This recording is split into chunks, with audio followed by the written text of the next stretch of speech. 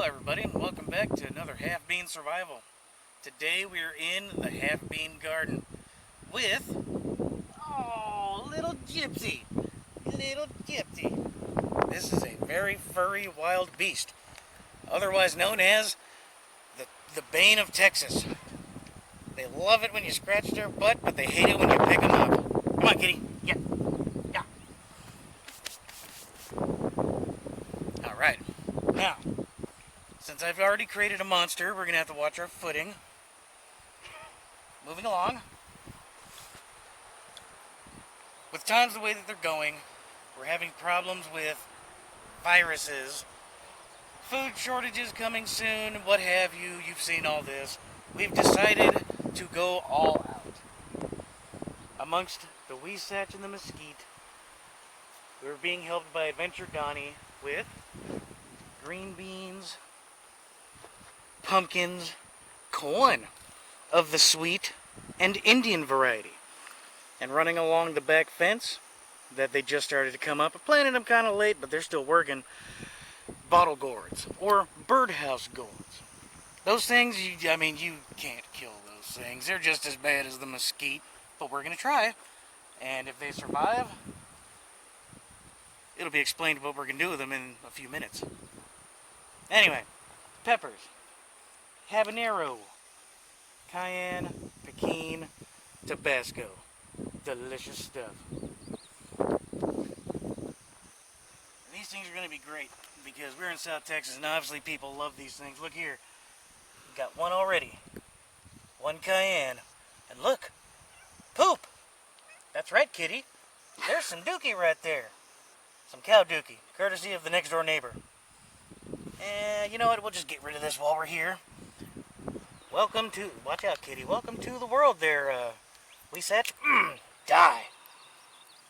Yeah, forget him. Alright. A little bit of good advice. If you're going to garden with wild animals around you, just let them have their way because they're going to do it until they start to poop. And you need to run them off because their poo is no good for your garden. Hey, I'm working here. Come on now. Alright, moving along. One thing that's great in Texas, outside of this black gumbo dirt, is the fact that Texas is mostly sand. Half of these are going to love it. And anyone that knows this knows what it is. Squash. They work great in sandy soils and all that. And a good food source. Just don't mess up some of them like I did. Like this guy right here. Good bit of advice.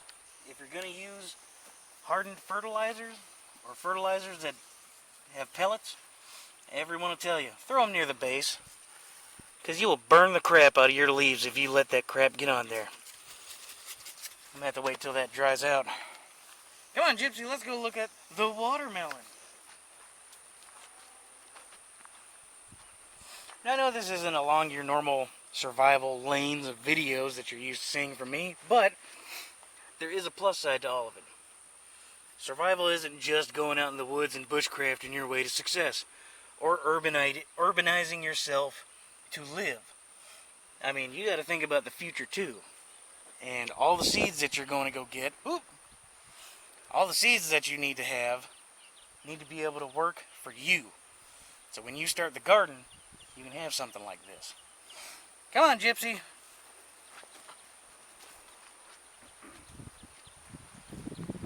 A lot of your herbs will easily grow. I mean, the Swiss chard's only been down there for about 30 days. And I need to collect more because, as you can see, I'm feeding the bugs too. Which, in a survival situation, could become bait. Hello, Gypsy. Sorry about the cat butt. You know, they love the camera.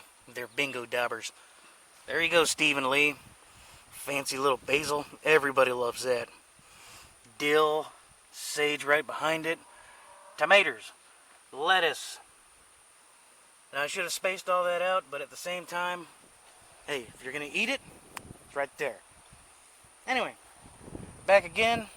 Pumpkins of the, what's it say there? Small sugar variety. Those are going to do more than just be food. These fancy little... We're not going to go down that road. Anyway, those can also get you money. Okay? Because by the time they're done, you're looking at like 90 or so days. You're headed towards fall. And what happens in the fall? November and October. And even December. Some people like pumpkin pie at Christmas. Anyway, sunflowers. We're going to show you some better stuff here in a minute. So, until that time, we'll be right back.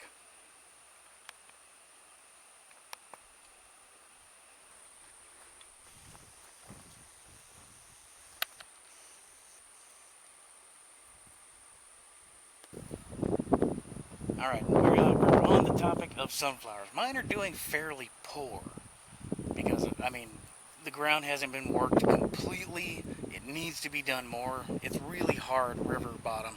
I need to get some finer material and a whole lot more turds to put into that dirt to soften it up. But for those that have the time and the resources, can get better yield results. If you look over here, you will see a bird feeder, hummingbirds fighting each other over sugar water, and right underneath it you can see all the wildflowers, specifically sunflowers. Now mind you, these are the leavings of when birds knock all that stuff out of that bird feeder. And just from plain bird seed, you can see how much grew. And it's not just the sunflowers. We're also talking about milo. Hey, Dave! We're also talking about milo and other wildflowers, whatever's in your bird seed. I'll get you a list of that stuff later. But for now, look at how healthy these sunflowers are. Got some closed that are getting there, but then you have these big old fellas that are perfect. Giant buds. And all that pollen you can just rip off of there and eat. All the seeds on the inside, when these things dry out, you can roast and just chow down, bud.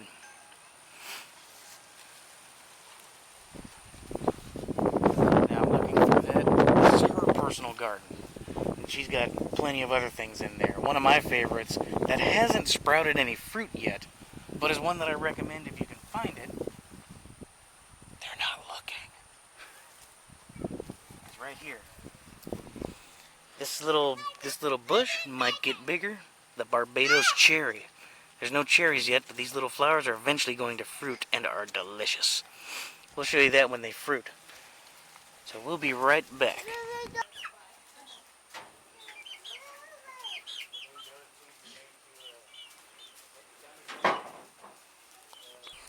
Okay, y'all, I took over the camera work. Now, what you saw of mine was very small scale. This guy, Adventure Donnie Sr., this guy, he is on some legit, he's all about it. Look at this sunflower. Believe it or not, this is a sunflower.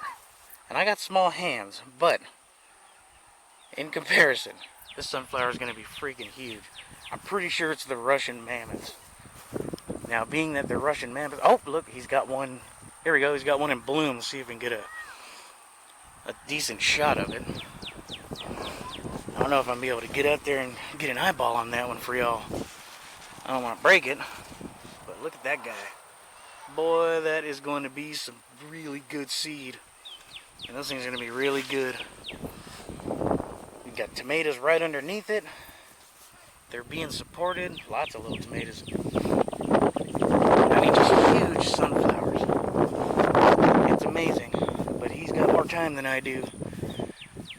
That guy's retired. Now, we're coming around to the back of his so I can show you, because even with the bird seed going down, you're going to be getting milo. That's good for chicken feed, bird feed, all kinds of stuff. Hey, look, there's a whole pile of crap. Anyway, this man has got it going on. Look at that. A row of onions amidst what I think is cucumber from last year that he didn't dig up. He got the okra over here. Looks like he cut some of it down, and looks like some of the deer have been coming over here and eating some of it. Got some chomps taken out. So, coming around to the backside of his place, we're going to show you some of the bottle gourds of the birdhouse gourds in action. Mine haven't come up yet. They're still plant, but they haven't gone to flower. And I always like these gourds. They look really cool. Oh no, we're not stealing, just taking some pictures. That's old Don out there.